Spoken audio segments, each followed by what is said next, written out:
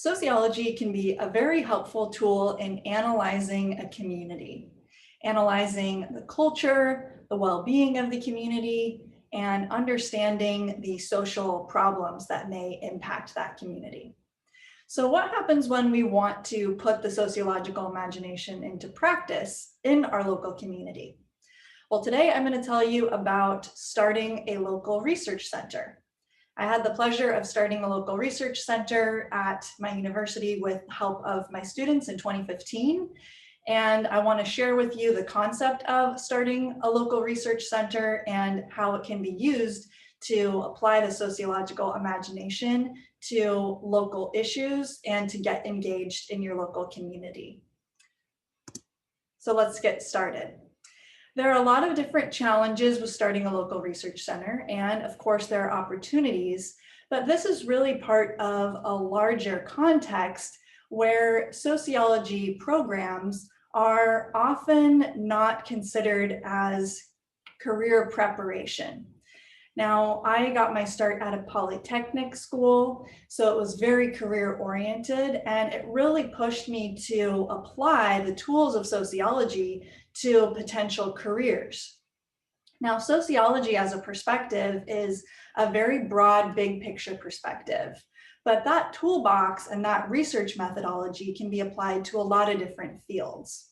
So one application of a sociological research center is being able to train students and expose people to the application of sociology to different real world problems. And in doing so, we can learn more about the community that we live in.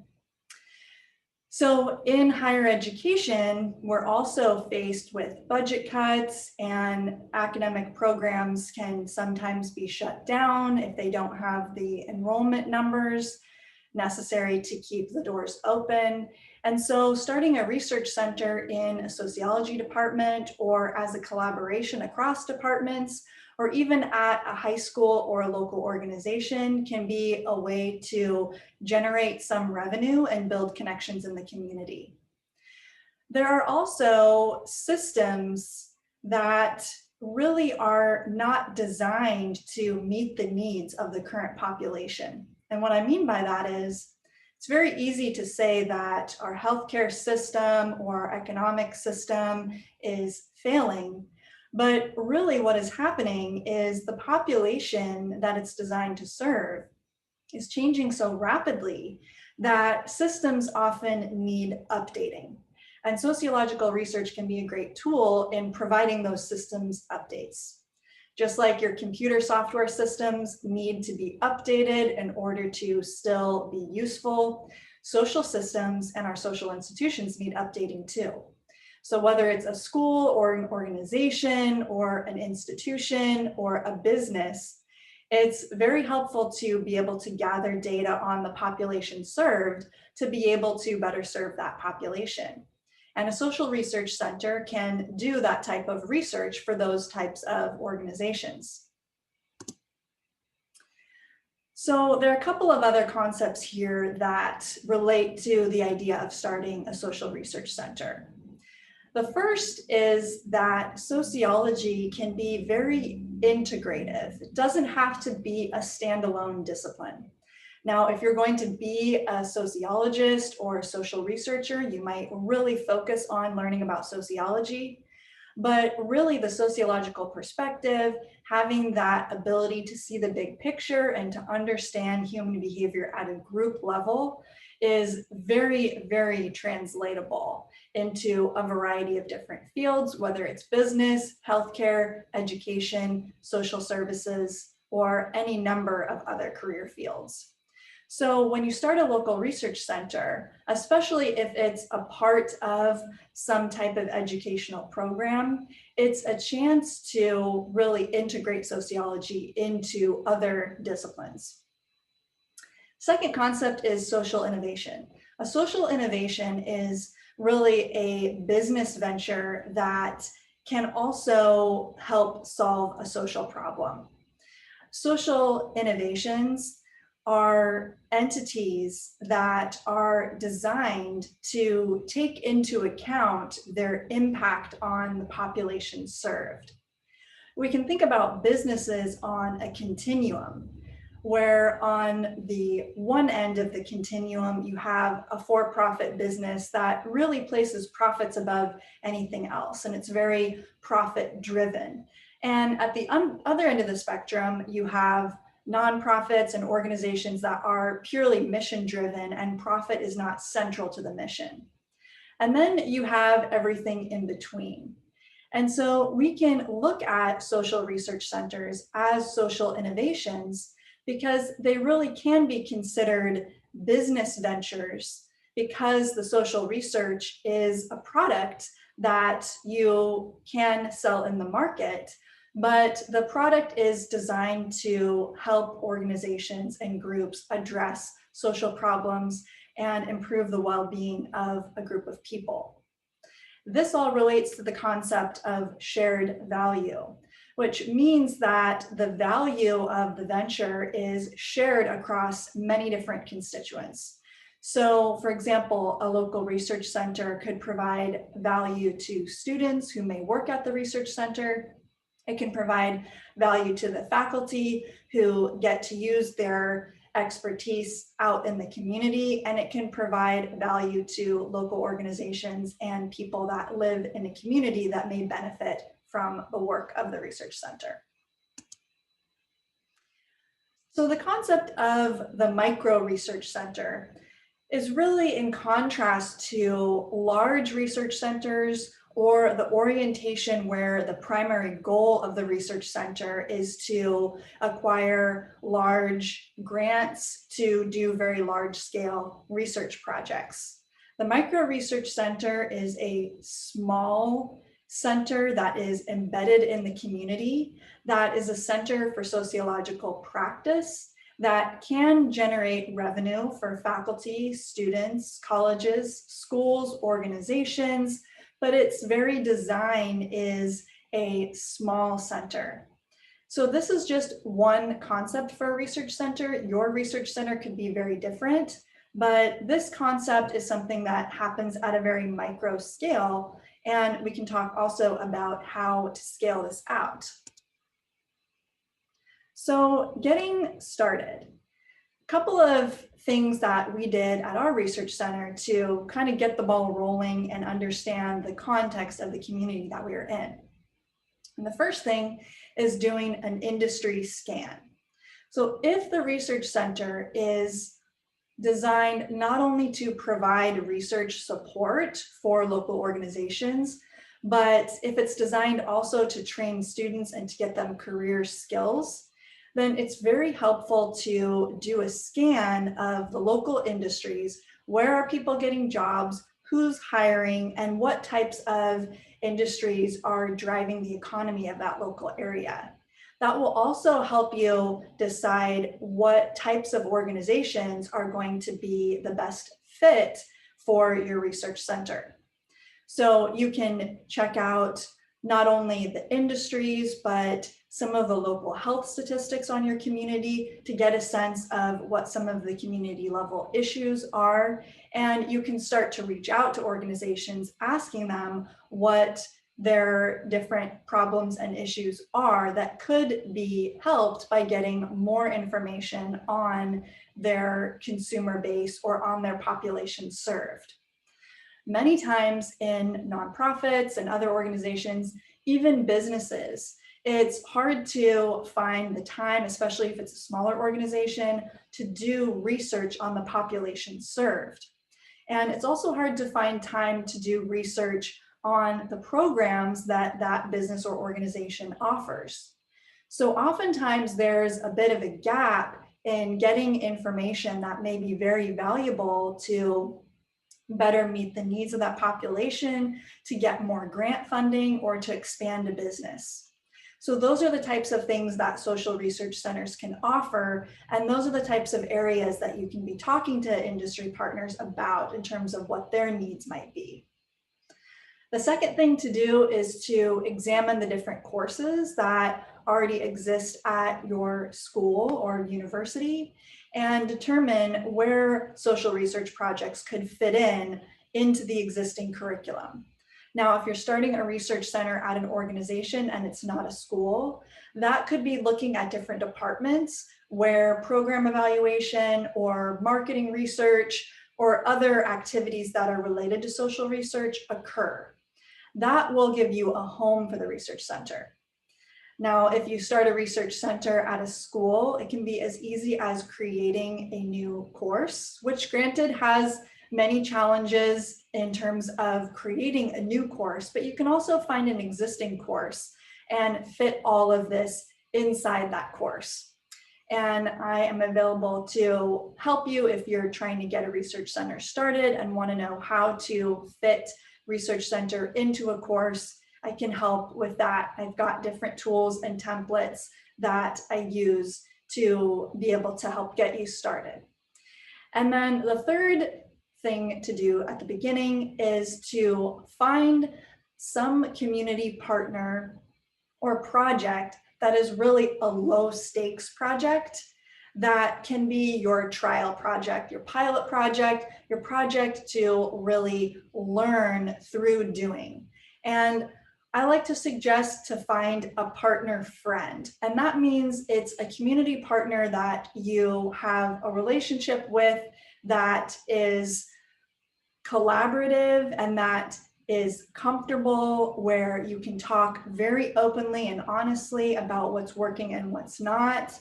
And you have a rapport with them where you can really be very honest about where you're at in terms of the quality of research. If you're just getting started and you're just training students to do research for the first time, find that partner that understands that and will actually engage in the process with you. So this is a diagram of the community integrated research center, micro research center. And this kind of lays out a diagram of what it could look like in connection to an existing curriculum.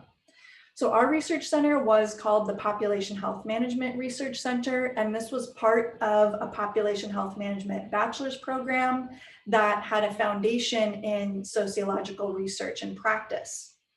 So what this looks like is that you have students that are part of this academic program that essentially work at the research center for either one term up to a full academic year. And the research center is sort of connected with community coalitions and the community at large through faculty and students getting involved in various organizations at the local level. And so at the bottom, you see the different types of organizations that are served by the Micro Research Center. And of course, the curriculum is connected to an academic institution. Now, this diagram may be a lot more complex than your research center starts, but this gives you an idea of how all of the different partners work together to make this happen. And it also highlights the fact that the Micro Research Center is connected to coalitions or community groups that are already working on different issues. Now, this could also be connected to, say, a local chamber of commerce. It doesn't have to be in the nonprofit area or education. It can be very tailored to a specific field. So the startup of a local research center may take about 2 years. And like I said, I've got templates to help get you started earlier than that, and it can save you a lot of time. It could take many more years than this, depending on if you're working within an administration that may take more time to be able to incorporate the concept into local curriculum at your school. So it's definitely variable, but in year one, you're starting to identify partners. And this gives you a really strong case to bring to an administration if you have partners already wanting to either invest in the research center or are able to potentially hire your students when they graduate, or have projects that they're willing to pay for. The partners can also be involved as adjunct faculty or as guest faculty. And again, this applies to a high school as well. So you're basically finding people in the community that have a use for the activities that the research center does and an interest in really helping form the research center, or at least providing feedback in the initial startup phase. The next thing that is done in year one is the curriculum design or redesign. So you need to have curriculum that will provide the scaffolding for the social research projects.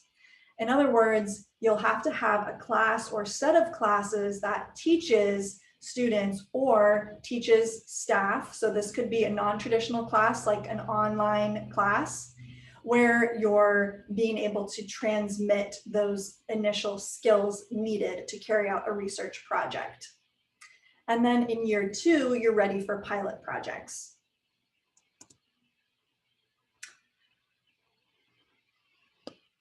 All right, so again, the idea of perfect partners or partners in the community that are going to be a very good fit. These are folks that are invested in students or invested in community issues. These can be potential employers, potential adjunct faculty, as I said, and there's a well-defined need.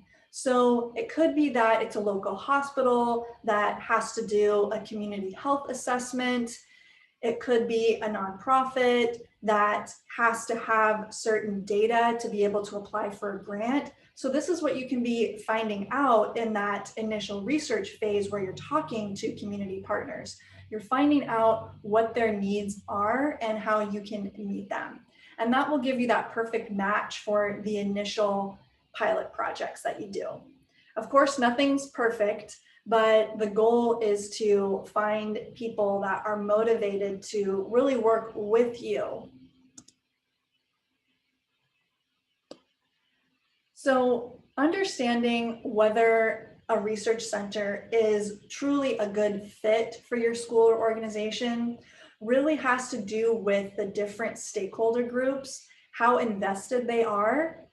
And of course, it works best if it's both a top-down and a bottom-up approach. And for example, this means that at a school like a university, that would mean that somewhere in the mission of the university or the goals or the strategy of the administration of the school, it has elements in it that a research center could support.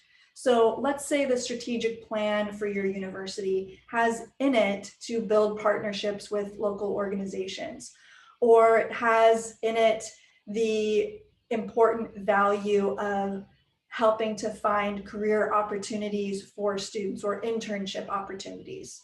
Or maybe it has in it that it's important to be innovative or even generate revenue. Could have something like academic entrepreneurship in the mission or the strategic plan. So it's great to really tie the research center to the university mission.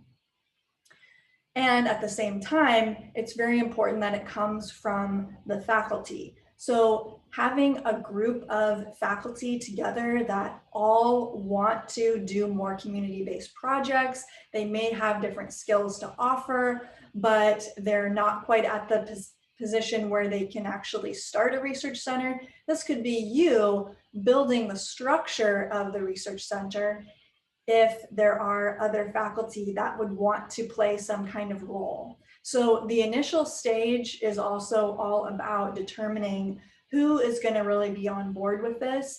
And I would definitely not recommend starting a research center if there is not support from both the administration and the faculty and even the staff. So if there is a department that is geared towards, getting grant funding or building external relationships, talking to as many people as possible is really great. The best option is if there's a lot of excitement, but no one wants to really take on the leadership role. That could be you building this infrastructure for a research center. If it seems like it's not a good fit, it could just mean that you want to start even smaller. So you may decide to simply do a community research project within one of your courses at the high school level or the college level. Or as an organization, you could decide to apply for a mini grant to do a program evaluation of one of the programs that you offer. So really, there are a lot of different options. Don't get discouraged if it doesn't seem like it can happen. If you still have the desire to do some kind of local research project, you can still make it happen.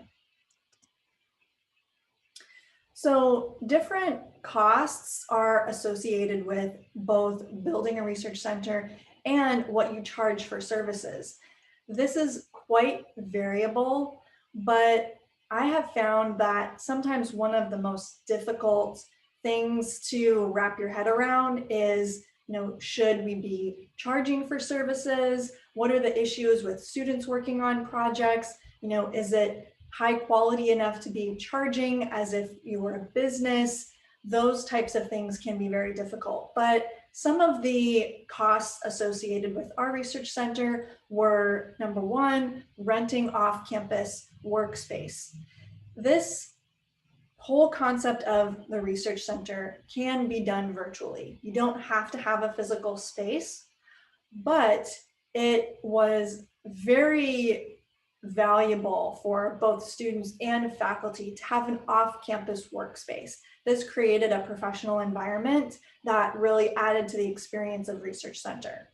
So there are costs associated with renting space. You could rent in a co-working space for sometimes cheaper than renting an office, or you could do a share where you actually partner with an organization that's willing to offer you space to have meetings in, things like that.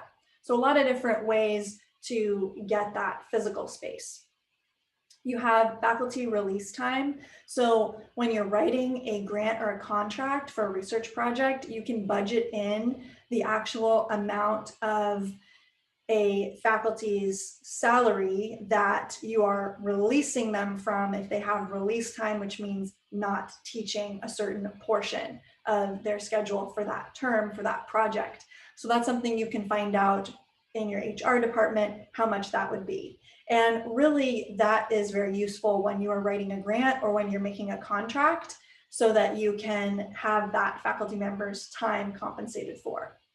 So project costs can be quite varied, obviously, but they can range from $5,000 to $30,000 for a project that lasts one term to a full academic year. But that can really change. If you have multiple faculty on a project, that can really raise the cost.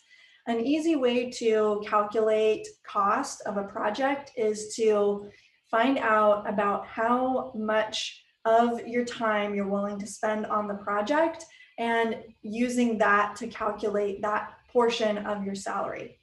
You can also look online and see what other similar projects are going for. I found that this is difficult to get that type of information, and it's easier to reach out to an organization that does social surveys or a similar activity and find out how much they charge.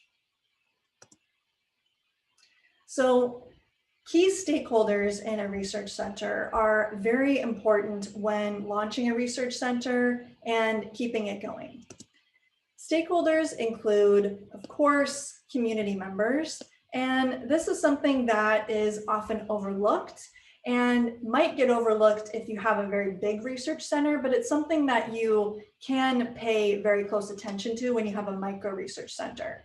Engaging community members, sitting on boards, or even going to meetings that are open to the public, like city council meetings, or getting involved as a volunteer. Anyone can get involved in their community. You don't have to have any certain level of education. You don't even have to have a lot of time. You can go to, say, an annual food drive and participate. So this is a way to get to know community members, and how you can engage community members is you can start to build those relationships and then see what the needs and the desires are of different people in the community as far as what local issues they're invested in, where they see some of the problems and some of the opportunities as far as what's going on in the community. Students are a key stakeholder, and it's important to have that conversation with students about their career, and if they're very interested in sociology, to be able to find out what direction they truly want to go in their career so that you can tailor some of the projects and the training to them. Faculty are an important stakeholder, especially professors or teachers that are seeking to do consulting or do some type of work outside their typical academic schedule. Those are great faculty to be able to engage in this process of starting a local research center. And then finally, of course, the administration. Finding a strategic plan, their mission, if there's a board of trustees, being able to meet with them or even reach out to them individually, do some research on their background and see if they could potentially engage.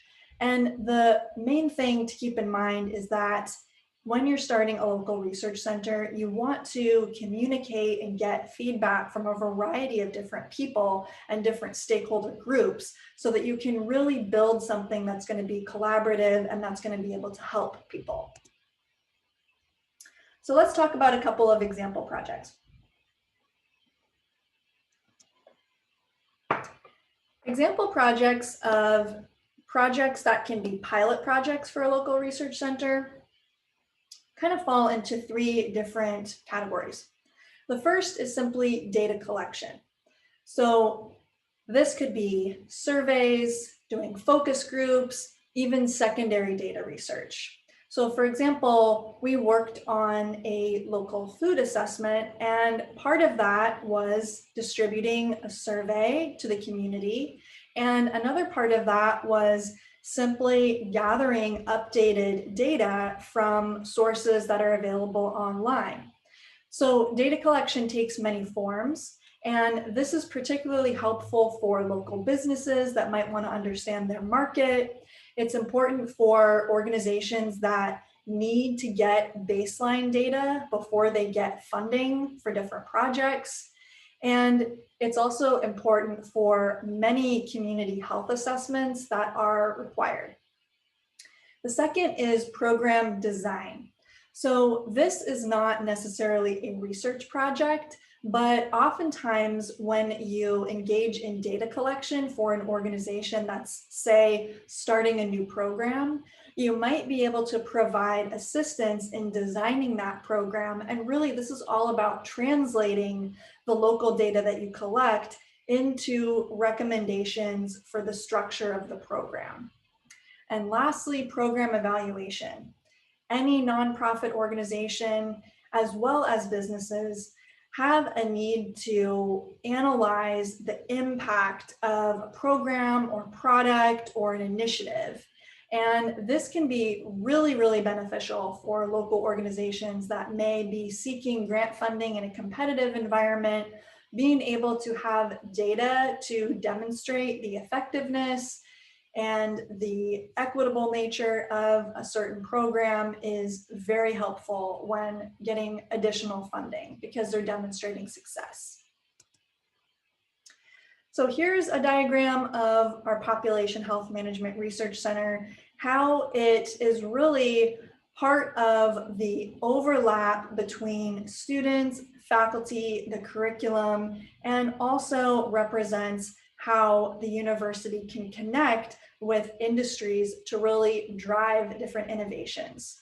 So you can see how you can really substitute a research center that may be focused more on business, maybe focused more on education. You'll have your curriculum, which is the sociology integrated with whatever field that you are collaborating with.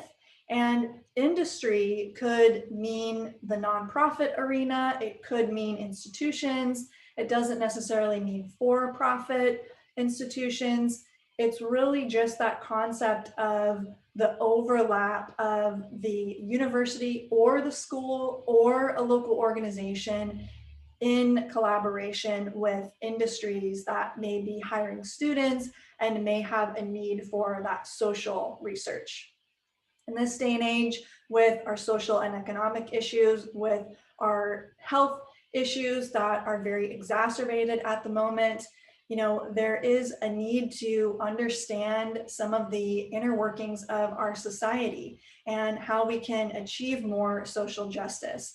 So a lot of organizations out there are really in need of more information and education on inequality and different social issues. And so you can be a part of that by offering that assistance. And it's a way to make a difference without even needing to get into a certain cause or having a certain desired outcome.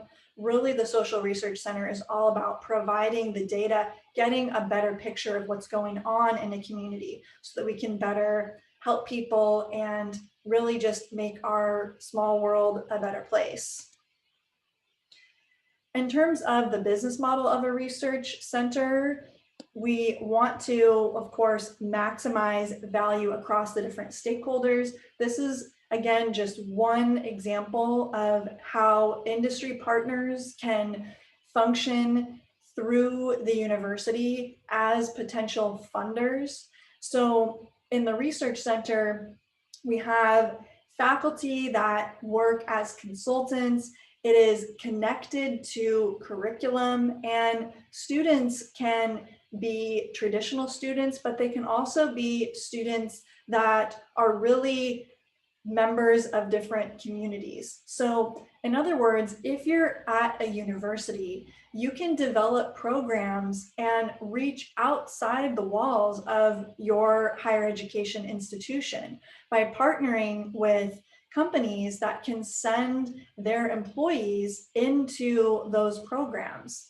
And when they send those employees into the program, they are getting skills in doing social research. They could be benefiting their company. And that is part of the shared value of those industry partners that may function as host agencies. This whole concept and business model of a research center can be a lot smaller scale than this example. It can be simply doing a research project for a local client for free as part of a high school class. So there are many different manifestations of a social research center. So that concludes the overview of starting a local research center.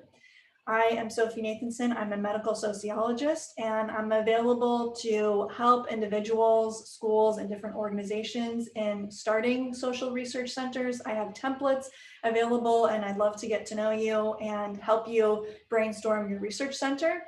And I hope that you were inspired, got some ideas, and I wish you all the luck in the world to start your local research center should you choose to do so. So thank you, and have a great day.